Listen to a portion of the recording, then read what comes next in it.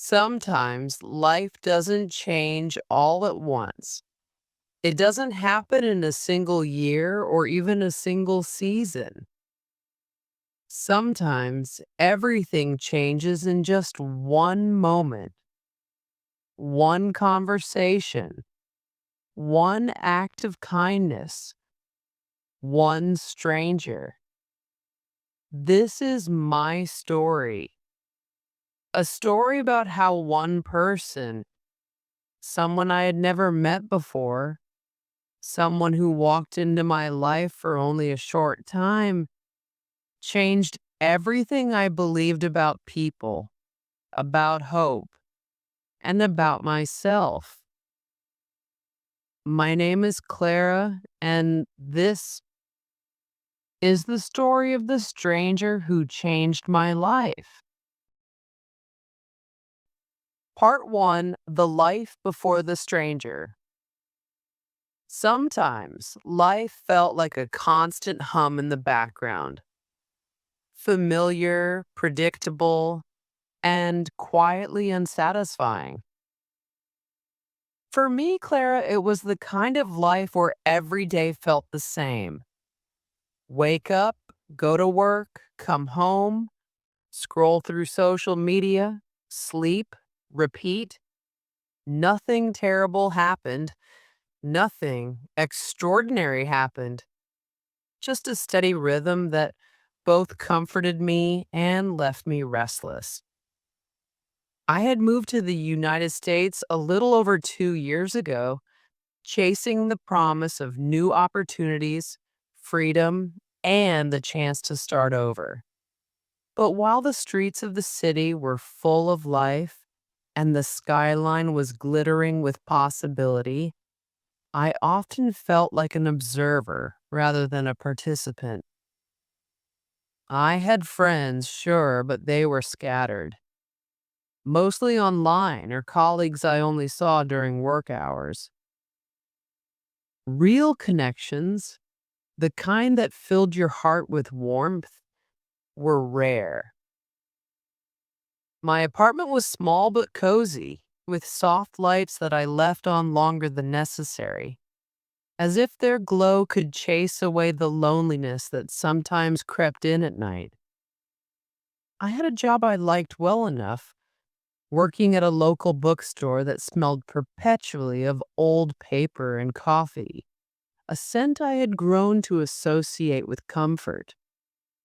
Yet, despite the safety and stability, something inside me was quietly screaming that I was missing out on something bigger, something more real.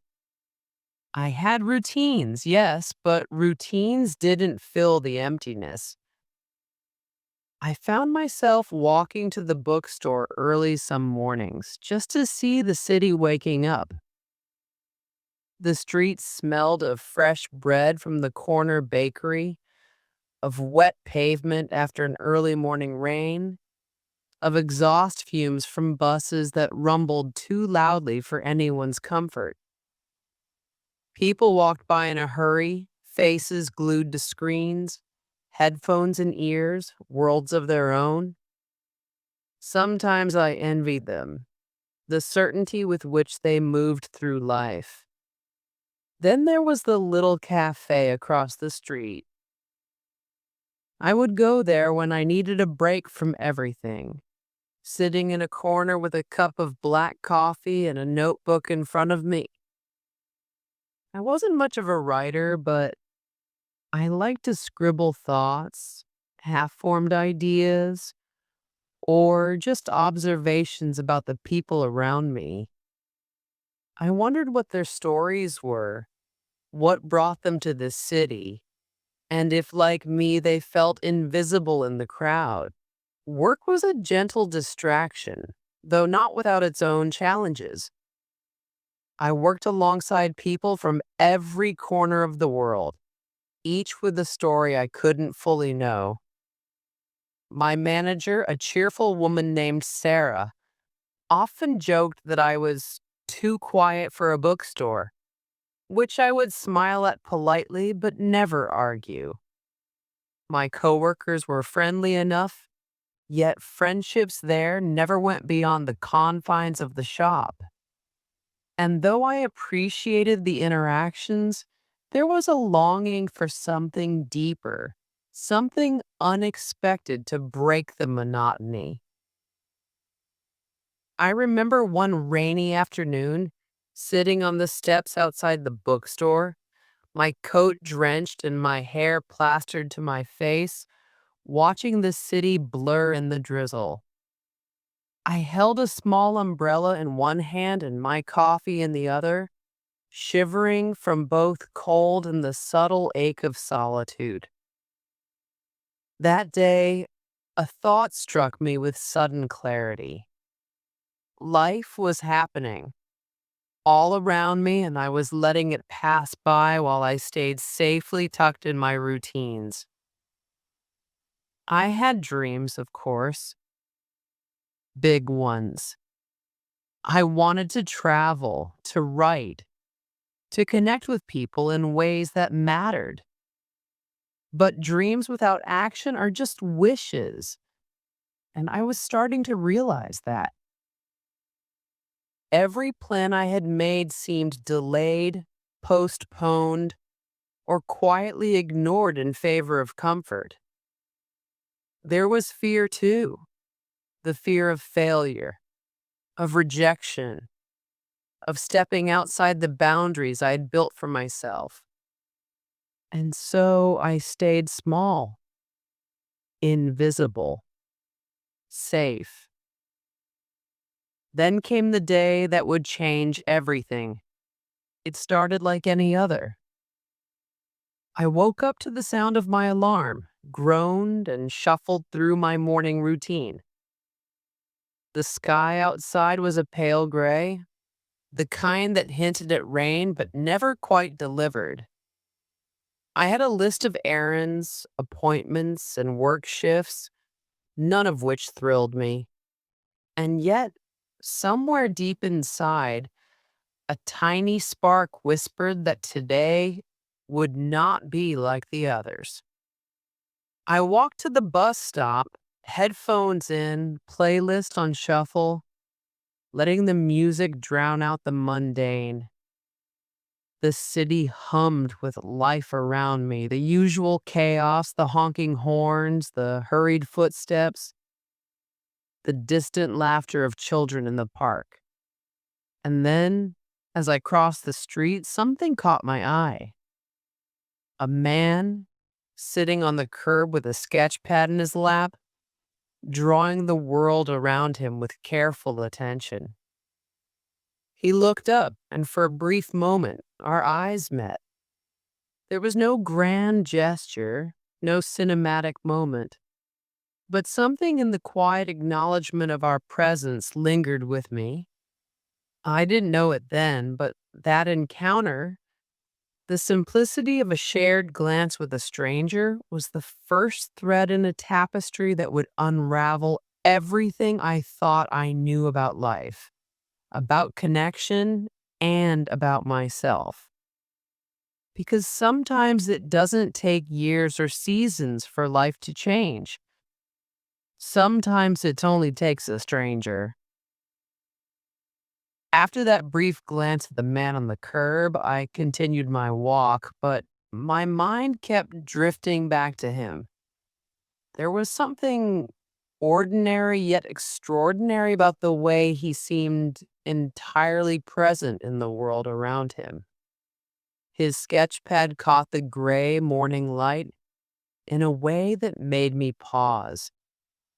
I wondered what he saw through those careful lines, what stories he captured that I, lost in my routine, often overlooked. I arrived at the bookstore and unlocked the door, inhaling the familiar scent of paper, ink, and faintly brewing coffee. I always loved that moment. The transition from the noisy, rushing streets to the quiet world behind the store's glass door. The first hour was always peaceful. I stocked shelves, straightened displays, and greeted early customers with a practiced smile. My coworkers trickled in gradually, and the morning passed in its usual rhythm. Yet, even amid familiarity, my thoughts were elsewhere, circling the stranger's sketch pad, his quiet focus, the almost imperceptible spark in his eyes. Lunch break came, and I wandered to the small park across the street, a notebook in hand. I didn't write much, just jotted fleeting thoughts, stray ideas, and the occasional quote that struck me. Watching the city move around me, I felt both invisible and alive, a strange paradox that had become familiar. A little girl chased pigeons nearby, laughing without restraint. An elderly man fed them crumbs from a paper bag, smiling quietly to himself. Life was moving, unpredictable, vibrant, but somehow I wasn't entirely a part of it.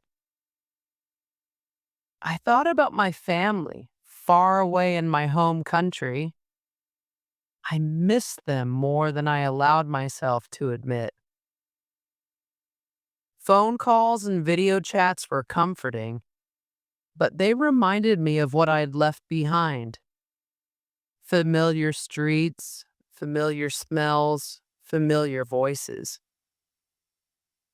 Here I was just Clara, a name that felt heavier because it was alone in a crowd, disconnected from history, from roots. Evenings were often lonelier. My apartment was small, but I had tried to make it mine. Framed pictures, potted plants, books stacked in uneven towers. I would sit by the window with a cup of tea, listening to the city's distant pulse, imagining what other lives unfolded in the high, rise apartments opposite mine. Sometimes I felt like I was on the outside looking in, witnessing life rather than living it. But the spark of curiosity remained. That morning, the brief connection with the stranger, a look, a presence, a simple human acknowledgement, ignited something inside me. A whisper of possibility, as if life was nudging me towards something I hadn't yet dared to reach for. Days passed, and I found myself returning to the cafe across the street more often. I didn't always order anything, sometimes just a coffee, sometimes nothing at all. I would sit at the same corner table, notebook open, and watch. I noticed small things I had never paid attention to before. The way sunlight filtered through the blinds, casting stripes on the floor. The gentle hum of conversations blending with the soft music playing in the background. The barista's meticulous care in frothing milk, crafting latte art like tiny ephemeral paintings. Life was in the details, I realized, if I only took the time to notice. Then came the day I finally spoke to the stranger. I didn't plan it. I didn't know what I would say. I was walking past him outside the cafe when his sketch pad slipped slightly, and he bent down to catch it. Something instinctive moved me forward. "Are you an artist?" I asked, my voice quieter than I expected. He looked up, startled at first, then smiled. A warm, unguarded smile. "I try," he said simply. "Mostly just trying to notice things people don't see." And just like that, a door opened. We talked briefly, first about the sketches, then about the city. the little observations that often went unnoticed. I felt the strange sensation of being understood, of someone acknowledging the world in the same careful, attentive way I longed to. It was a small conversation, hardly monumental, yet it left a lingering warmth, a feeling that something, maybe a lot, was about to shift. Returning home that evening, I felt restless yet exhilarated. I made dinner mechanically, but my thoughts were alive, spinning with possibilities I hadn't allowed myself to consider in years. What if life could surprise me? What if connection didn't have to be forced?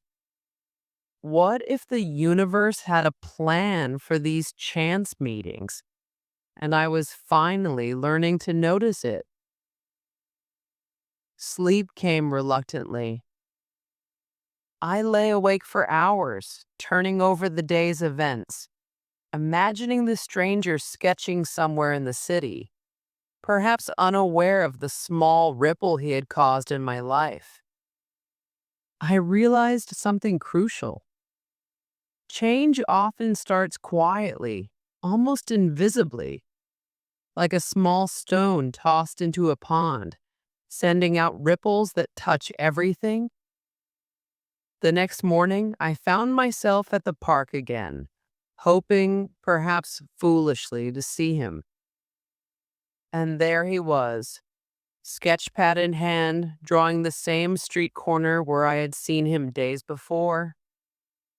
Our eyes met again, and he nodded, a simple acknowledgement that felt laden with meaning.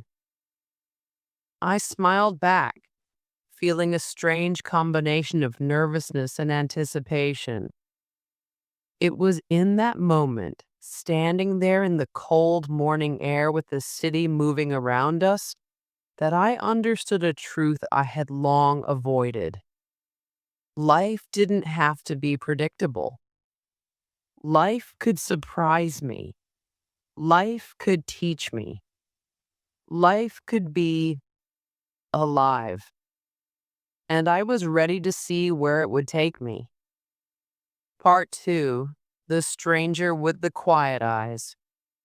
The next morning, the cold air carried the scent of fresh rain, the kind that makes the city look polished and alive. I arrived at the park earlier than usual, clutching my notebook to my chest, pretending that I wasn't hoping to see him again. But hope has a way of showing itself in the smallest actions. And there he was, sitting on the same wooden bench, sketch pad open, pencil in hand. His head tilted slightly as he observed the people walking by. His hair fell loosely over his forehead, and the early sunlight gave his face a warm glow. He didn't seem out of place in the bustling park. He seemed to belong to it, as if the world around him unfolded in a gentler, slower rhythm only he could hear. I hesitated for a moment. Should I go to him? Should I pretend I didn't see him? Should I walk past and hope he notices me again? Before I could decide, he looked up, and this time he smiled first. "You're early," he said, closing his sketch pad halfway. I laughed softly. "Or maybe you're late." He chuckled, a quiet, warm sound, and gestured toward the bench beside him. "Sit." I nodded and sat down, leaving a polite distance between us. My heart beat a little faster than usual, but not out of fear, more like curiosity. A sense that this moment mattered, even though I didn't yet know why. "I'm Elias," he said. "Clara," I replied, though he already knew. I wasn't sure why, but saying it again here like this felt like an introduction, not just of my name, but of myself. For a moment, we simply watched the world move around us. Children on bicycles, dogs pulling their owners forward, joggers with determined faces, vendors setting up carts of snacks and trinkets. It was an ordinary morning, but somehow nothing about it felt ordinary. "What are you drawing today?" I asked. He turned the sketch pad so I could see. A rough, unfinished sketch of the street corner. Not the buildings or cars, but the people, their expressions, their posture, the unspoken emotions etched into their daily routines. "You draw people," I said. "I draw stories," he corrected gently. "People are just the shape of those stories." Something inside me stirred at his words. I wondered how many stories he had captured, how many he understood, how many he never got to finish. He flipped to another page.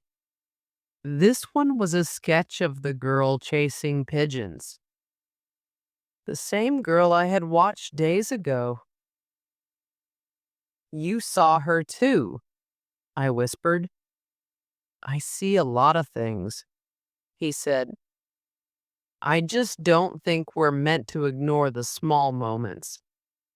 They're the ones that tell the truth." There was something profound in the simplicity of that statement. I had lived so much of my life ignoring the small moments, brushing aside feelings, overlooking opportunities, letting days pass without questioning why. "You look like someone who's been waiting for something," he said suddenly. I blinked. "What do you mean?" He tilted his head, studying me not with judgment but with understanding. "Your eyes, they're searching. Like you're here, but your heart is somewhere else." His words hit deeper than he probably expected. I swallowed, unsure how much to reveal. I barely knew him, but somehow, sitting beside him felt safe, like speaking in a language I had forgotten I knew. "Maybe I am," I whispered. He nodded, as if he already knew. "Most people are." For a while we said nothing, just listened to the rustle of leaves, the hum of conversations, the distant sirens of the waking city. But it wasn't uncomfortable, it was peaceful. The kind of silence that brings clarity rather than awkwardness. A light breeze passed between us. I tucked a strand of hair behind my ear. He continued sketching, occasionally glancing at a passerby, his pencil dancing effortlessly across the page. "You must meet a lot of people," I said softly. "Not really," he replied. "Most people pass by, only a few stop." I smiled. "And I'm one who stopped?" "You're the one who noticed," he said. "That's rare." His words lingered in my mind long after they were spoken. Noticed. I had always thought of myself as invisible, blending into crowds, forgotten between conversations. But this stranger, this quiet-eyed artist, saw something in me I hadn't seen in myself for a long time. "Why do you sketch here?" I finally asked. "In this park?" On this bench, he leaned back, looking at the trees above us. Because this is where people forget to pretend. I laughed softly. What does that mean? Everyone's honest here. They're not performing for a job or a relationship or a spotlight. They're just living. And when people live, truly live, it's beautiful. His simplicity was almost poetic. Do you always say things like that? I asked. He smiled. Only when they're true. There was something effortless about him. Not confident in the loud, bold way, but confident in the quiet way that came from knowing who he was and what mattered to him. It was a confidence I envied. A vendor passed by selling warm pretzels, and Elias bought two, handing one to me without asking. The warmth felt good against my cold fingers. So, what do you do, Clara? He asked. I work in a bookstore. He nodded thoughtfully. That fits you. What does that mean? I laughed. You have the look of someone who likes stories but hasn't written her own yet. His words stopped me. Completely. I stared at him. You don't even know me. He shrugged lightly. Sometimes strangers see you clearer than people you've known for years. He was right. And somehow that scared me. We talked for nearly an hour about books, about art, about dreams we never chased. He told me about growing up in a quiet town, about learning to see the world through shadows and lines, about how sometimes the smallest detail tells the biggest truth. I told him about my move to America, about the loneliness I never admitted, about the dreams I'd packed away because life got busy. At one point, Elias paused and looked at me carefully. You're stronger than you think, Clara. The words felt personal, intimate, almost too heavy for a morning conversation in a public park. But he said it so gently, so sincerely that I didn't know how to respond. No one had said something like that to me in a long time, maybe ever. Before I knew it, my break was nearly over. I should go, I said reluctantly. He nodded, closing his sketch pad. Will you come back tomorrow? I hesitated, not because I didn't want to, but because wanting something so strongly felt unfamiliar. Yes, I said softly. I think I will. He smiled, the kind that reaches the eyes. Then I'll be here. As I walked back to the bookstore, something inside me felt different, lighter, awake, quietly hopeful. I replayed every word he said, every expression, every moment of silence that felt strangely meaningful.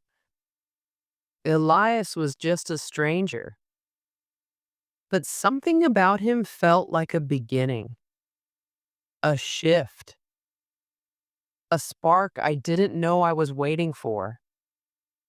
And I had no idea how deeply this stranger was about to change my life.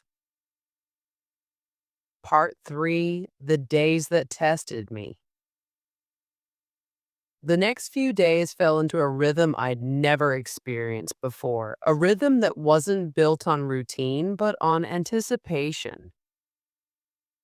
Every morning, I found myself waking before my alarm, my heart carrying a small excitement I couldn't fully explain. I would get dressed quickly, tie my hair into a loose ponytail, grab my notebook, and head to the park. And every morning, without fail, Elias was there. Sometimes he was sketching, sometimes he was staring at the sky, sometimes he was simply sitting, sipping coffee, lost in thoughts I wished I could read. But he was there. And I found myself drawn to that consistency, that quiet presence. For the first time in a long time, I had something to look forward to. The connection begins.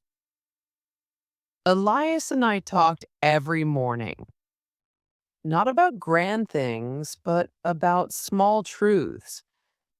The kind of truths most people skip over because they're too busy, too tired, or too afraid to say them out loud. One morning, he asked me, "What do you fear most?" I hesitated. Failing. He nodded. Failing at what?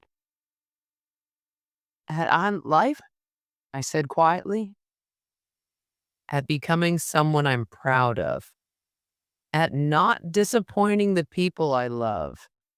At never finding the place where I feel like I belong. Elias didn't laugh or dismiss my fears. He didn't make them small. He simply listened, truly listened. And that made the world feel less heavy. Fear is not your enemy, he said. Staying still because of fear, that's the real danger. Those words settled into my heart like seeds. I didn't know it yet, but they would grow into lessons I needed. We shared coffee, stories, and comfortable silences. Sometimes he sketched me, and not my face, but the way I sat, the way I held my notebook, the way I avoided eye contact when I was nervous. You look at the world differently than most, he told me one day. Like you're searching for something you haven't named yet. I didn't know how to answer, so I didn't. But deep inside, I knew he was right. The first crack's life, however, doesn't pause because you're happy. Work became heavier. The bookstore was short-staffed, and Sarah, my managers, started giving me more shifts. I didn't mind working, but it meant rushing my mornings, cutting my time with Elias shorter, and feeling the familiar weight of exhaustion creeping back. "You look tired," he said one morning, studying my face more closely than usual. "I'm fine," I lied. "No," he said gently, "you're drained." I looked at him, startled. How could he notice what no one else did? How did this stranger see me so clearly when even I hid from myself?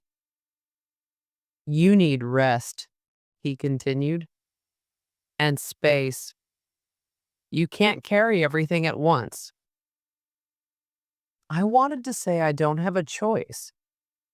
Bills had to be paid. Rent wasn't going to magically disappear. And life didn't soften its demands just because your heart felt heavy.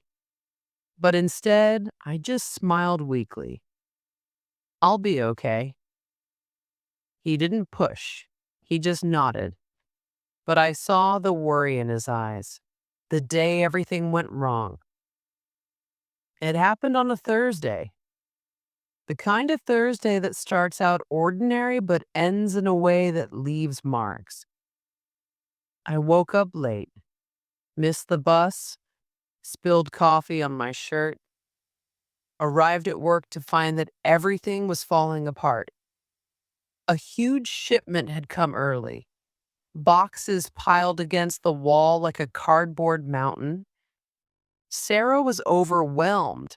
Coworkers were irritated, and customers seemed unusually impatient. At one point, a customer yelled at me because I couldn't find a book fast enough.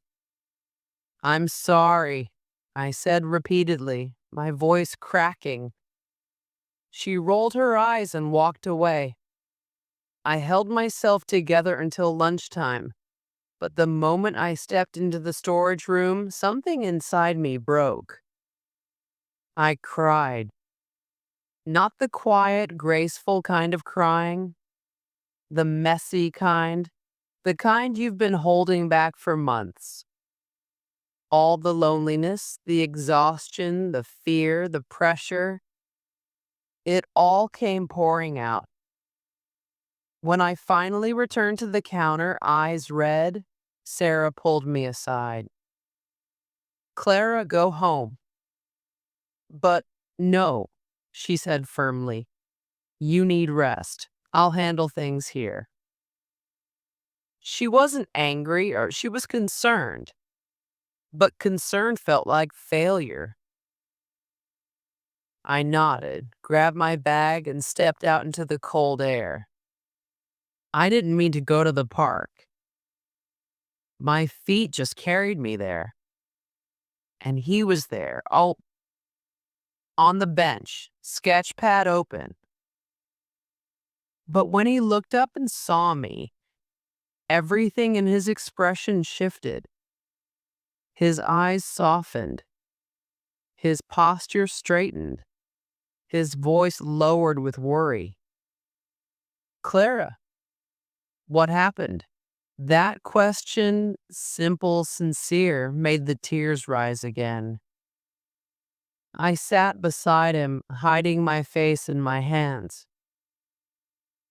"I'm just tired," I whispered. "I'm tired of pretending I'm okay when I'm not. I'm tired of feeling like I'm not enough. I'm tired of trying so hard and still feeling invisible." He didn't speak right away.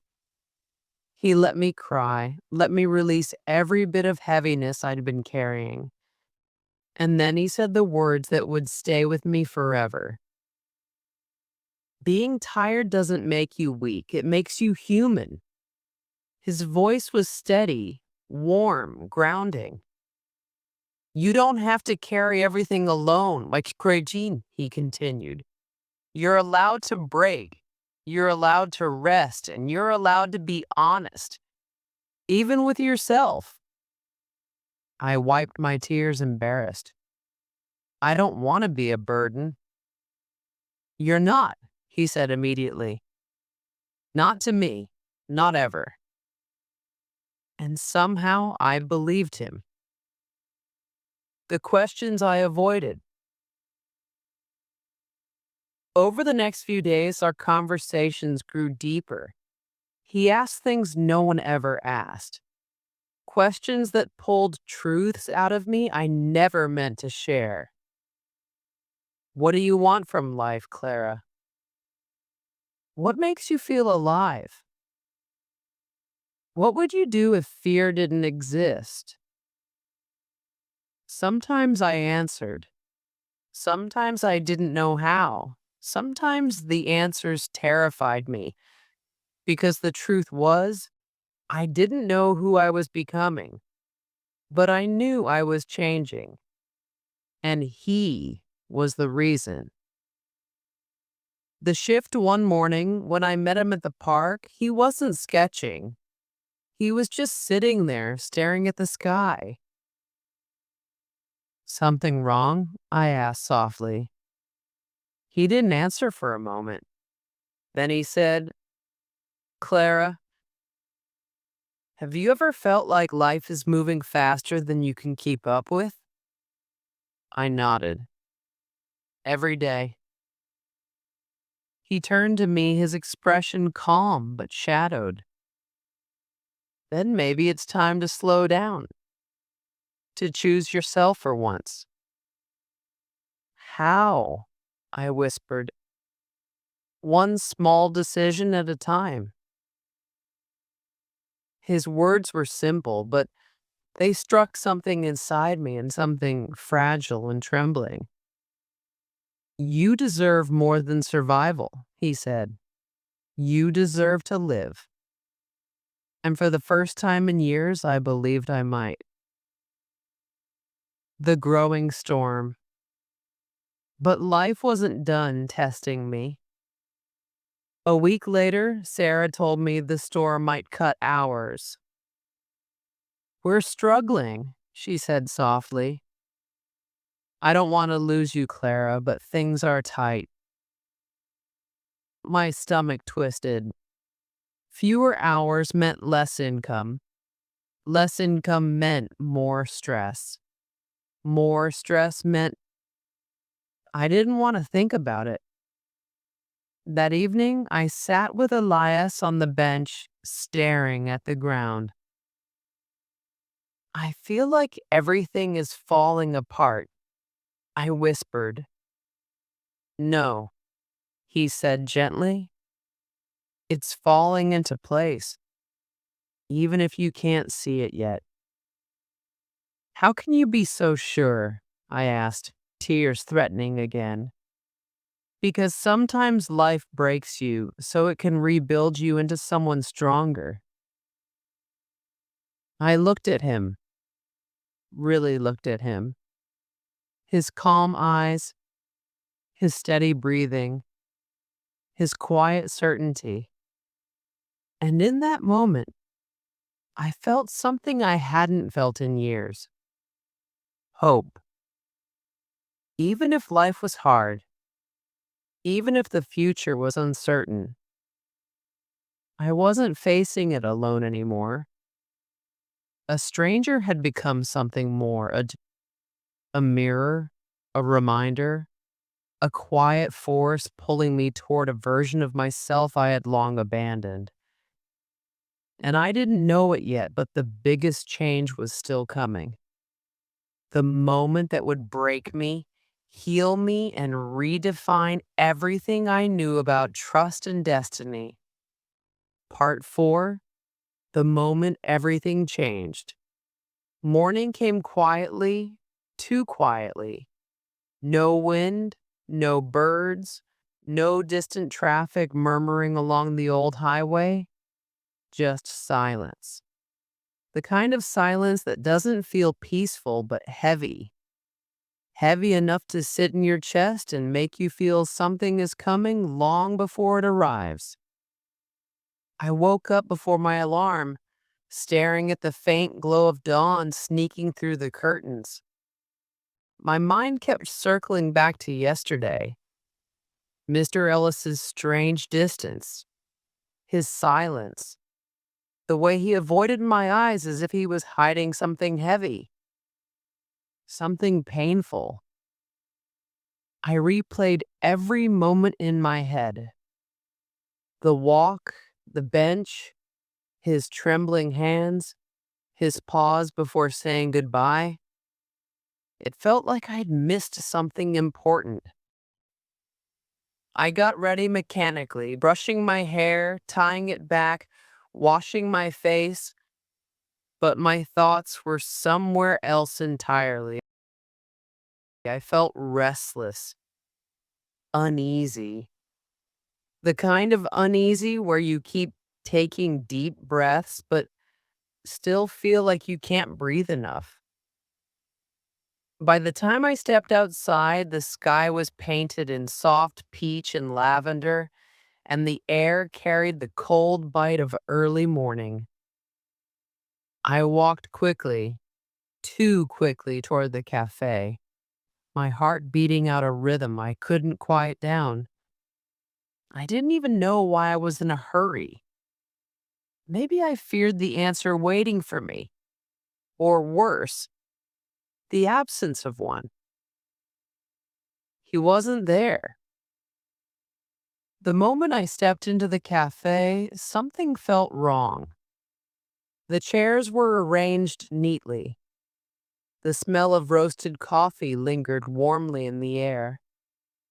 The same old music hummed gently in the background, but someone was missing.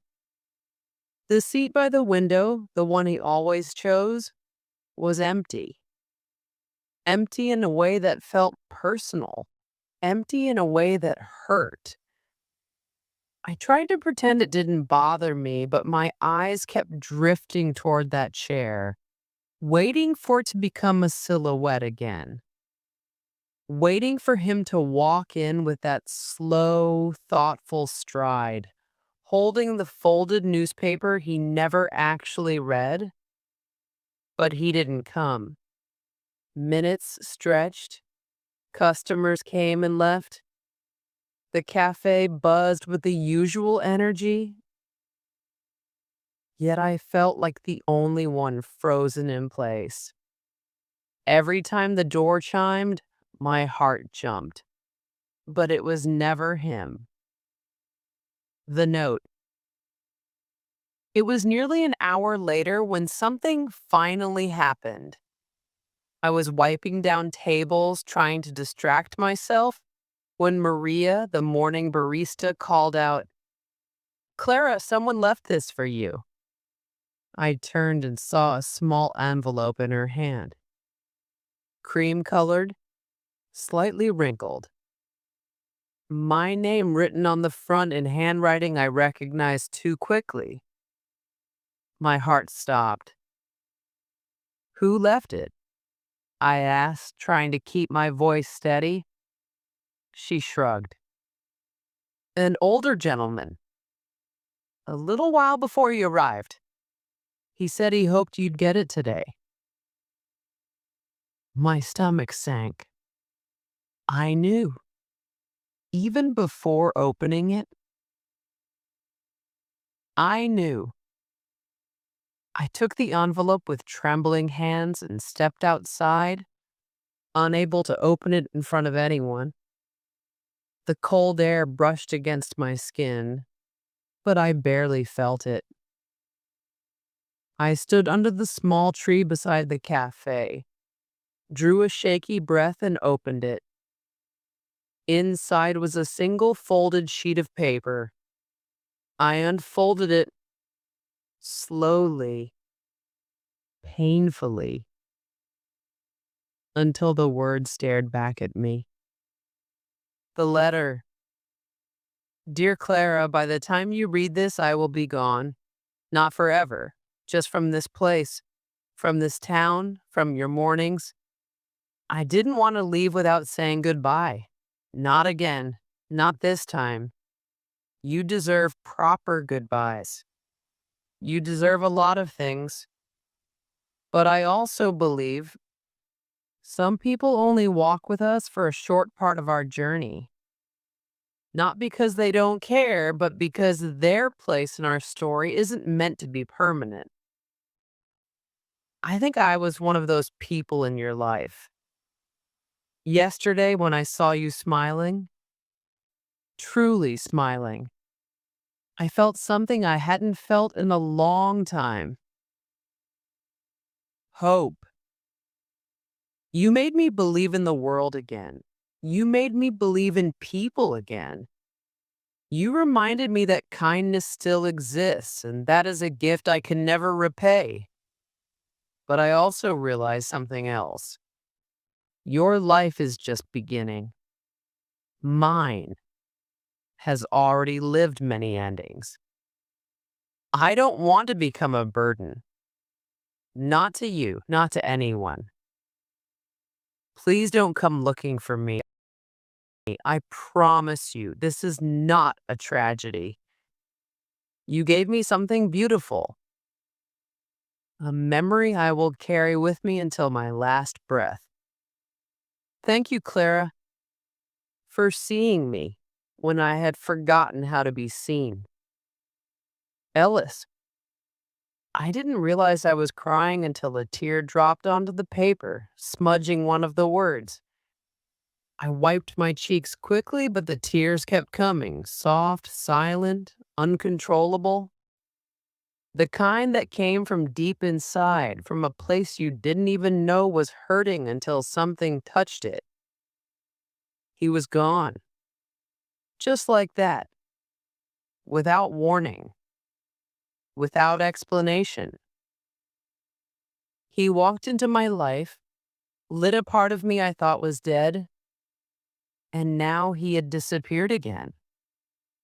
Why? Why would he leave?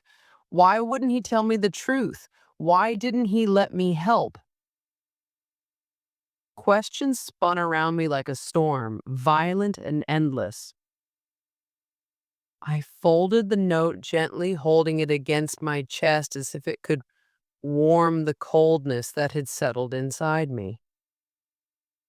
The search I shouldn't have made. He said not to look for him, but sometimes your heart doesn't listen to instructions. For hours, I walked the streets. The park bench where we once sat, the bookstore he liked, the grocery store where I first saw him choosing apples with slow, careful hands. Everywhere. And in every place, I found nothing. No sign of him, no trail, no familiar shape.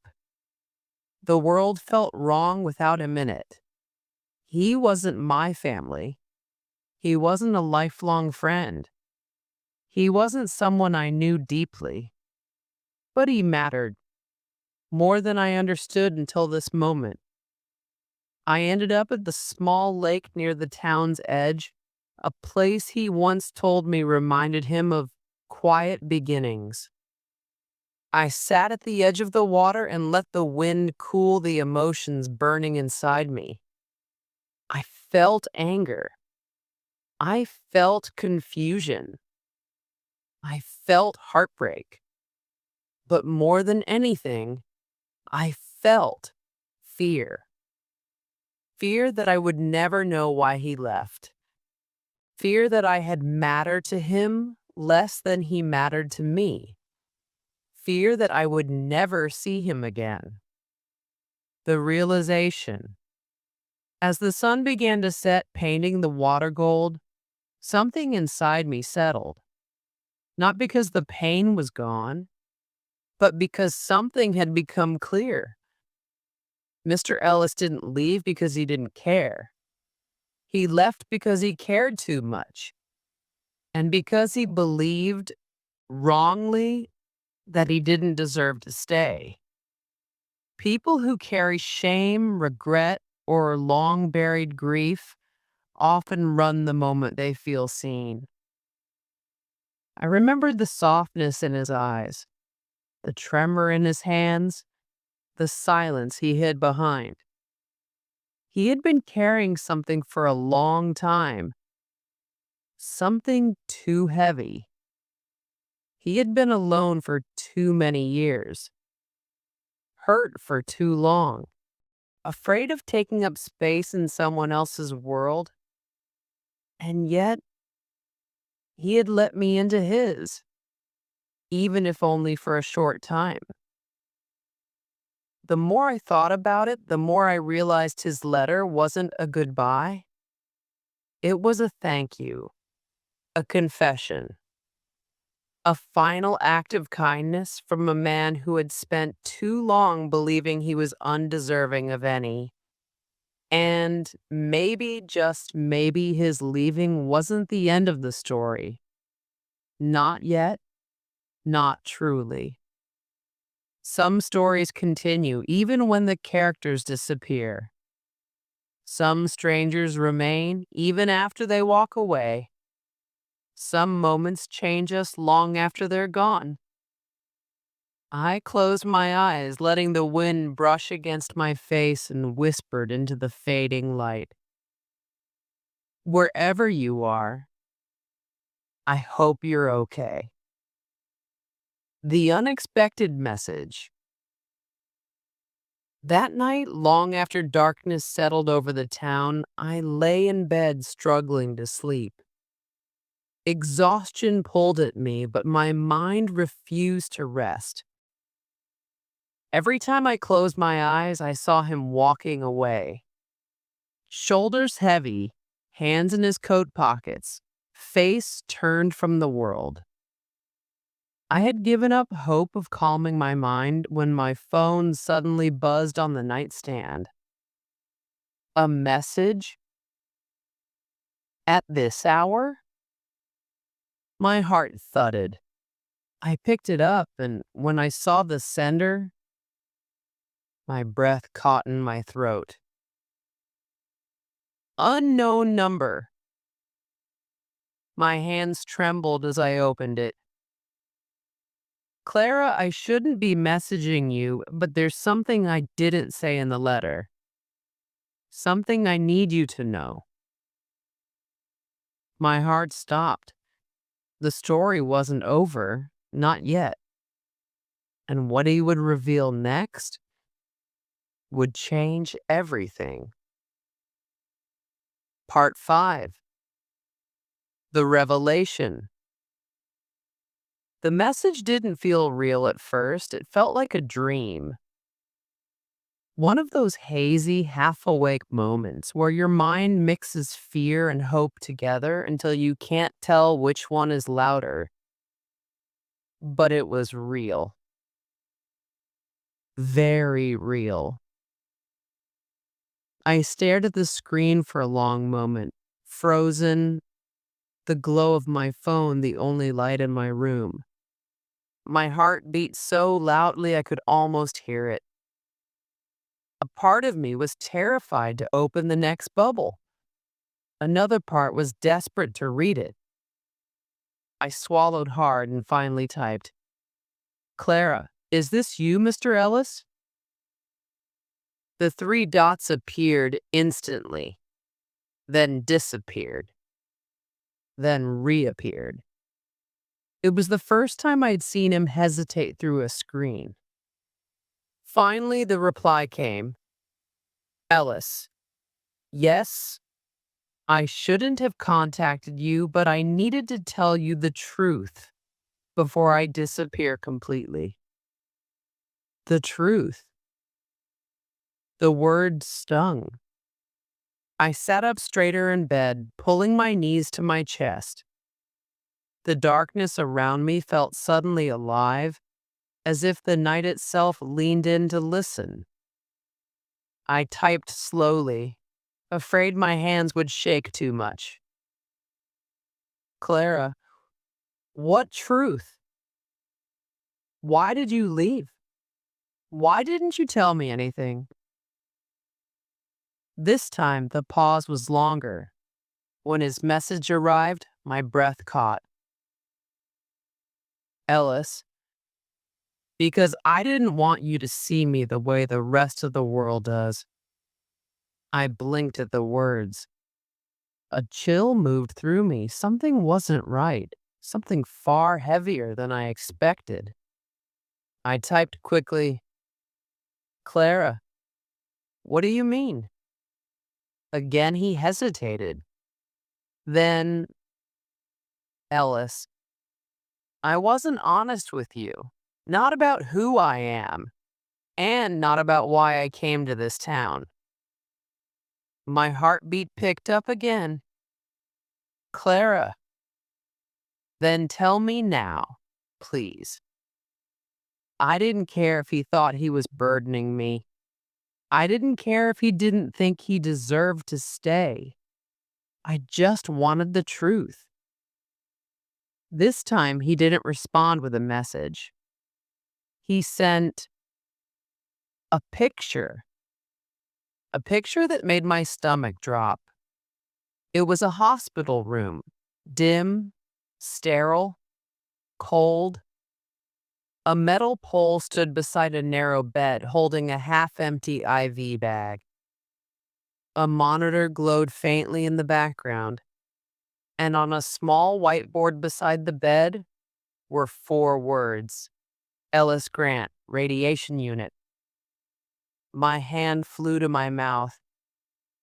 No, no, no, this couldn't be real. Before I could process it, another message came. Ellis, I didn't want you to see this part of my life. I didn't want pity. I didn't want you to worry. And I didn't want you to think of me as a dying man. The world around me blurred. A dying man. The sentence echoed like thunder inside my mind. I felt myself shaking, the kind of shaking that starts deep inside your bones. Tears blurred my vision, but I kept reading. Ellis, I left because I didn't want you to watch me fade. People should be remembered for their kindness, not their suffering. Another message arrived before I could even breathe. Ellis, and you, Clara. You reminded me what it feels like to live again, not survive, live. Emotions crashed over me all at once. Pain, fear, anger, love.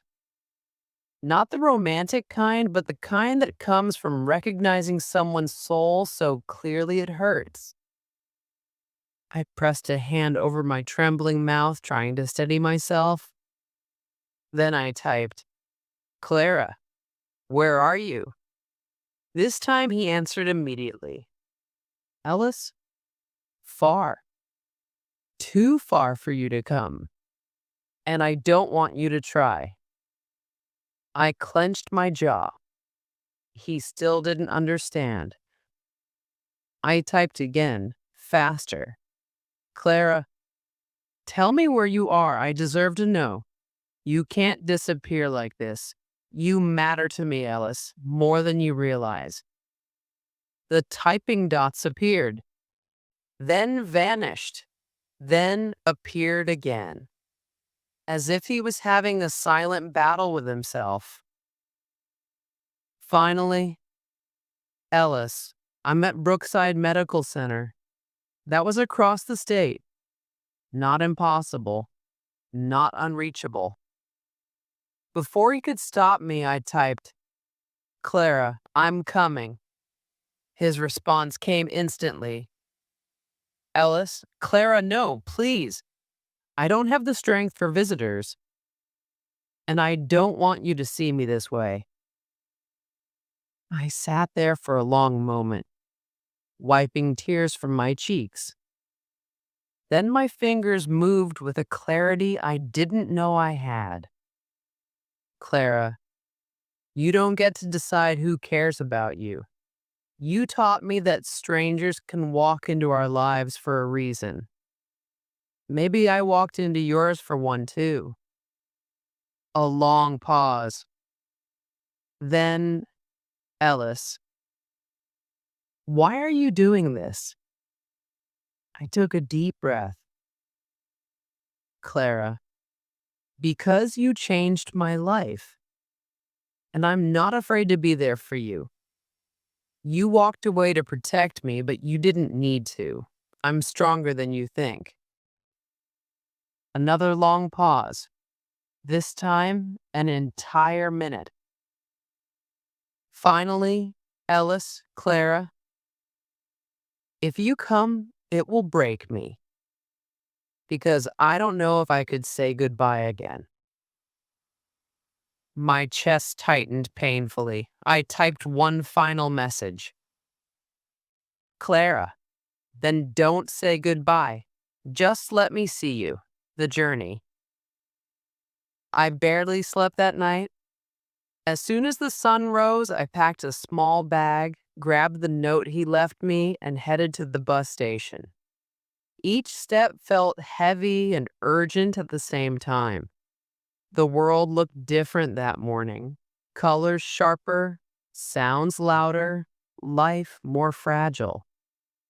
The bus ride was long, hours of highway landscapes rolling past the window. But my mind was far away, replaying every moment I had shared with him.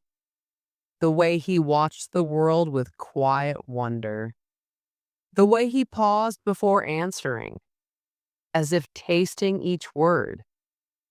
The kindness in his smile. The sadness he tried to hide. Had he always been sick? Had he known from the beginning? Was every moment between us a goodbye he was silently preparing for? I pressed my forehead against the window glass. Life was cruel sometimes, brutal, unforgiving. But it was also strangely beautiful in the way it connected people whose paths should never have crossed. We were proof of that. Brookside Medical Center. When I finally stepped inside the hospital, the air hit me like a cold wave, sharp with disinfectant, humming with machinery, echoing with footsteps. I walked slowly, clutching the strap of my bag so tightly my fingers ached. At the reception desk, I asked for him. "Ellis Grant," I said softly. The nurse looked at her screen and nodded. "Room 412. Down the hall, left then right." My legs felt numb as I walked toward the elevator. When the doors opened and I stepped inside, I felt my heart pounding louder than the beeping machines around me. As the elevator climbed, a single fear dug claws into my chest. What if I was too late? When the doors opened, the hallway was quiet. Too quiet. Almost no nurses. Almost no visitors. Just the soft sound of distant monitors and the low hum of ceiling lights. Room 412 was at the end. Each step felt like a lifetime.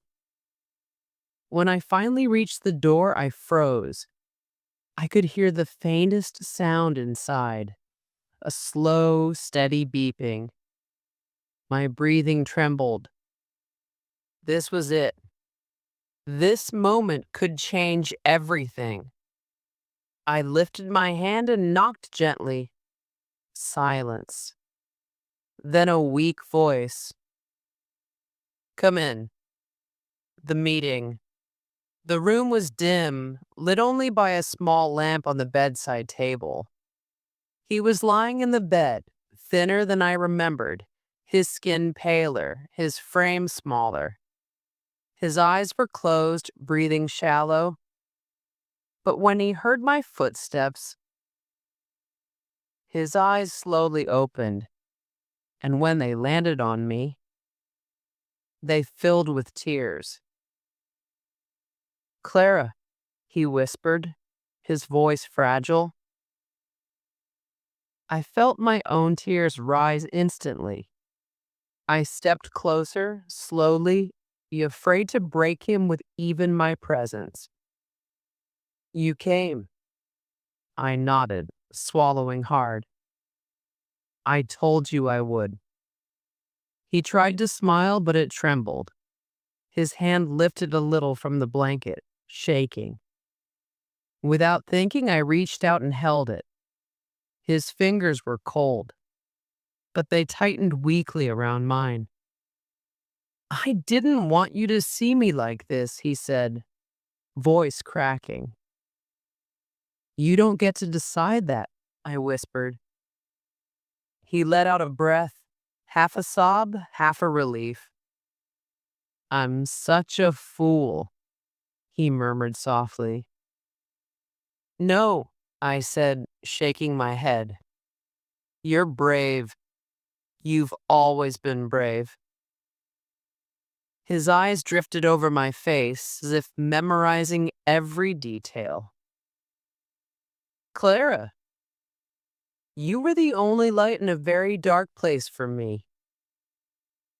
My heart broke open. "You don't have to face this alone anymore."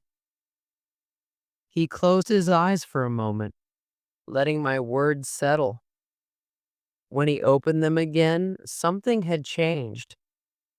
The fear wasn't gone, but it wasn't alone. There was warmth now, and trust. "Will you stay?" he whispered. I squeezed his hand gently. "I'm here, Ellis. I'm not going anywhere." He let out a slow, shaky breath. For the first time since his letter, the storm inside me quieted. The pain didn't disappear, but it made sense now. He hadn't pushed me away because he didn't care, but because he cared too much. And now, finally, he wasn't running anymore. Part 6. The lesson he left behind. The days that followed were quiet, not empty, not heavy, just quiet in a way that makes you slow down and pay attention to every breath you take. Hospitals have a strange way of distorting time. Minutes feel like hours. Hours blur into something unmeasurable. And yet everything feels fragile, painfully temporary. I visited Ellis every day. Sometimes he was awake and talkative. Sometimes he was tired and spoke only in whispers. Sometimes he slept while I read beside him. But every moment felt important. Every glance, every word, every silence. I didn't know how long he would be here, and neither did he. But we stopped pretending that time wasn't moving. We simply lived inside it. The days of truth. One afternoon, when sunlight filtered through the blinds in thin golden lines, Ellis asked me to sit a little closer. "I need to tell you something," he said softly. I moved my chair until I was right beside his bed. His hands were cold, colder than the first day I held them, but he still squeezed my fingers gently. "You were right," he whispered. "I was running, not just from you, but from myself." His gaze drifted to the window. For years, I lived like a man made of shadows. I kept my distance from everyone. No friendships, no risks, no attachments. I told myself that was safer. His eyes glistened. "But then you walked into my life. With your questions, your laughter, your stubborn insistence on caring." He smiled weakly. "You made me feel human again. Terrifyingly human." I felt a tear roll down my cheek. "I wasn't trying to change you," I whispered. "You did," he replied, "and I'm grateful." The beeping monitor behind him kept its slow, steady rhythm, like a reminder that moments like these weren't infinite. He turned his head slightly toward me. "Clara, promise me something." My voice trembled. "What is it?" "When you walk out of this hospital, when you go back to your life, don't close your heart again." I swallowed hard. "You think I will?" "I think," he said gently, "you've been hurt before, more than you ever let on. And I think meeting me opened something you thought you had lost." His eyes softened. "Don't lose it again." I nodded, unable to speak. Because he was right. Meeting him didn't just change my life, it changed the way I saw people, the way I saw myself. Promise me, he repeated. I promise. He closed his eyes and exhaled, as if that promise gave him peace. The night everything shifted. It happened 3 nights later. The quiet was different, not peaceful, but hollow. When I entered his room, the air felt colder than before. The monitor beeped slower. His breaths were shallow. His skin looked pale like the last page of a faded book. A nurse touched my arm gently. He's been asking for you. I hurried to his side. His eyes opened slowly, and when he saw me, something inside him brightened. Clara, he breathed. I'm here, I whispered, taking his hand. He smiled faintly. Good. For a long moment, neither of us spoke. The silence between us had never felt so full. Then his voice, barely audible. Can I tell you one last thing? My throat tightened. Yes. His gaze held mine, steady despite the weakness in his body. Thank you for letting me matter. Tears streamed down my face silently. You did matter, I said, my voice cracking. You changed me. You changed everything.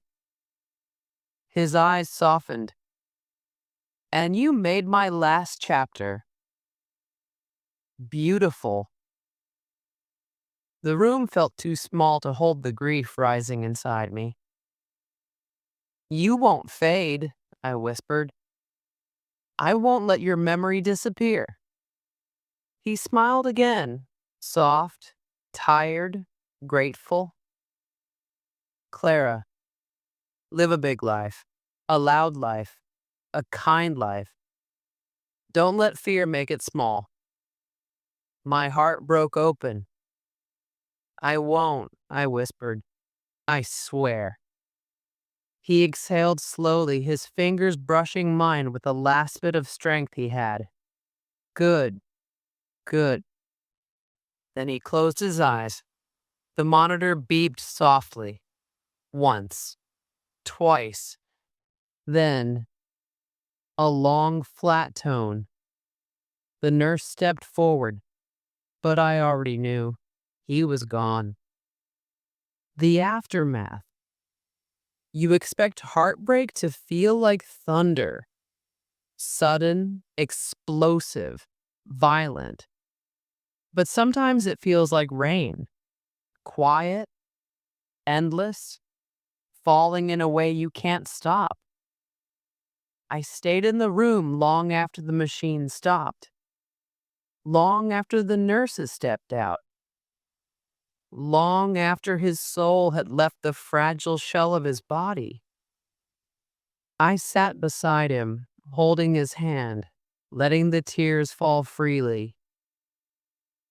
I wasn't crying because he died. I was crying because he lived. And because he allowed me to see him fully, even at the end. Especially at the end. When I finally stood to leave, I whispered, "Thank you for changing my life." Then I walked out of the hospital feeling both broken and rebuilt. The legacy he left in me. Grief didn't leave quickly. It stayed. In the mornings, in the quiet moments, in the small reminders of him. But something else stayed too. His lessons. The way he looked at the world, the way he valued kindness, the way he believed every soul deserved to be seen. Slowly, very slowly, I started to live differently. I smiled more at strangers. I spoke more honestly. I let people in. I forgave myself. I dared to hope again. His words replayed in my mind often. Don't close your heart again. Live a big life. Let yourself matter. So I did. The final message. Months later, on a quiet evening, I received a small envelope in my mailbox. No return address, just my name. Inside was a folded letter. In handwriting I knew instantly.